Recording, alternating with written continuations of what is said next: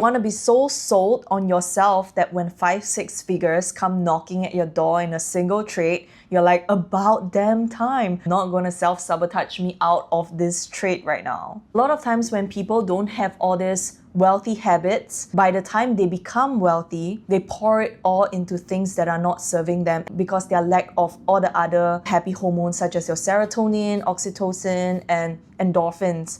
A lot of people think that happiness comes only from dopamine, but it needs to be from all the other sources as well. And that comes from your health, wealth, heart, and soul. This is why it's so important on your way to success to already be holding successful habits. You guys are here on this Skillfully Lucky series to get skillfully lucky not just in your wealth or your trading, but in life. And it's only people like this that wouldn't give it all back, like over trading. So today I will be touching on some of the trade signals that I gave out last week and how it has played out this week if you just wait till the end of the video.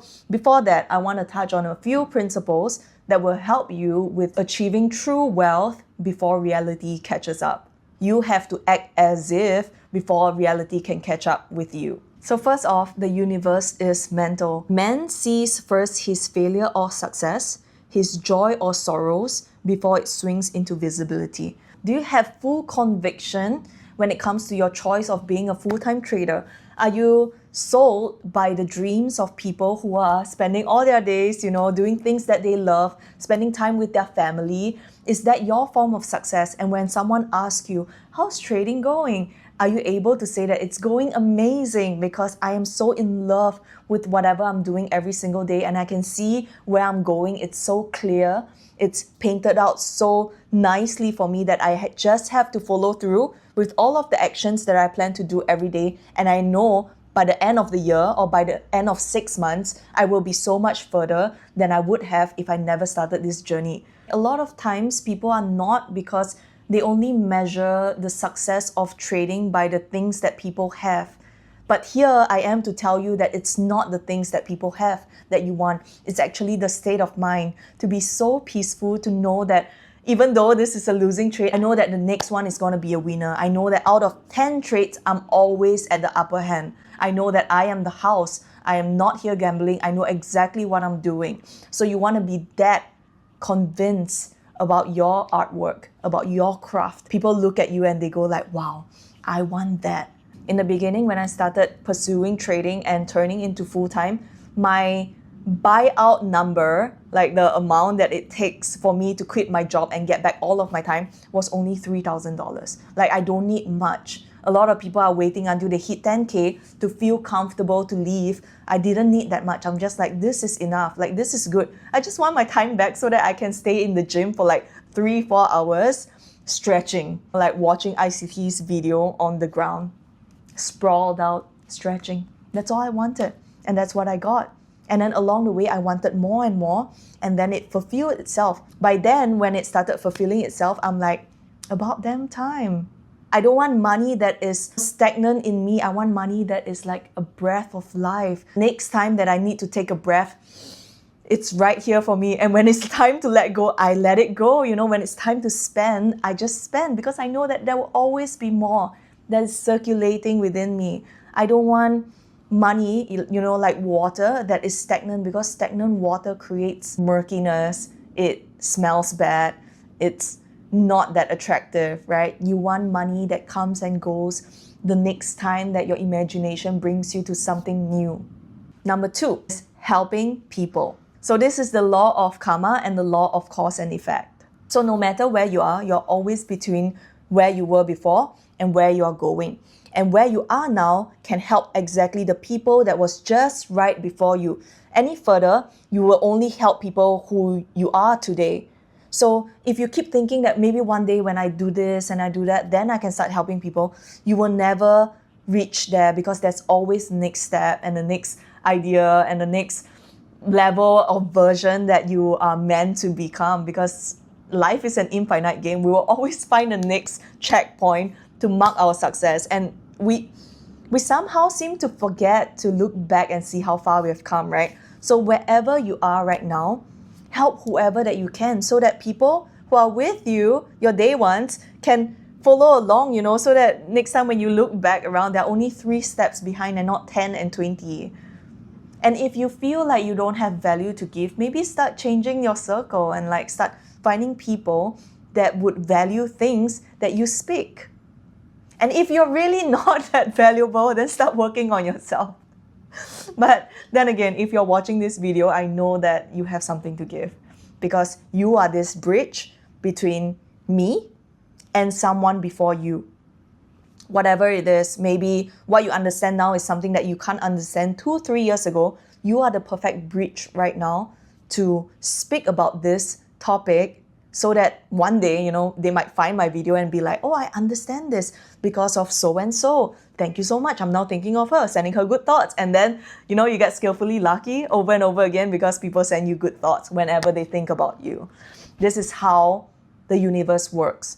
You can only be paid to the amount of value that you create, whether or not it's tied to how you're making your money. So I can be making my money through trading, but if I don't have all these other values that I'm pouring out into, taking up my mind space and my time and making me happy, I would give it all back to the market. I would self-sabotage myself back into the market, taking extra trades, because this is how I want to be feeling when I'm in the markets, right?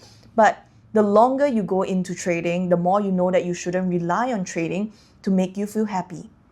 So now that I'm pouring into craft like this, I have detached myself and my dopamine hits from trading, and now I can concentrate on other forms of happiness, such as serotonin, oxytocin, and endorphins. So serotonin is doing things that fulfills you. For example, I published this video and someone leaves a comment saying like, wow, thank you so much, this helped me a lot.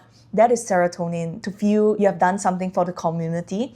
And then oxytocin is times when you spend with your family, your kids, your partner. When you spend time with them, you would gain this love hormone that makes you happy. And last but not least is endorphins, which is something that you get from working out. So the person who teach learns, and the person who learns teach. This is like an ongoing cycle. There's so many times when I meet like successful people, they are still wondering, they are still students, they are still teachable. And that is one of the key to being wealthy throughout your entire life, is always be teachable. And to be teachable, you have to start teaching. The moment you start teaching, the moment you start speaking, is also the time that you're learning. This whole time, when I'm sitting here and like talking about all this, right? Who is listening the most? It's me. It's my subconscious. It's the observer at the back of my head that's constantly listening to every single word that I say. So the more I can speak like this, the more I'm holding myself accountable for this version of me that I want to be. You see how everything is just a spiral that goes in circle over and over again. Ultimately, who you're trying to help, you end up helping yourself. Focus on helping people, because they're just you in another life, in another story. And if you can elevate everyone at once, this is how you heal the world. When you start seeing the world as this like perfect little circle that whatever you give comes back to you, you stop worrying that it might never come back. You start worrying that the next breath might never come when I need it, and you start seeing money and the universe in abundance, that you let things go much quicker. Don't let it stagnate within you, because if you do, then you're dead.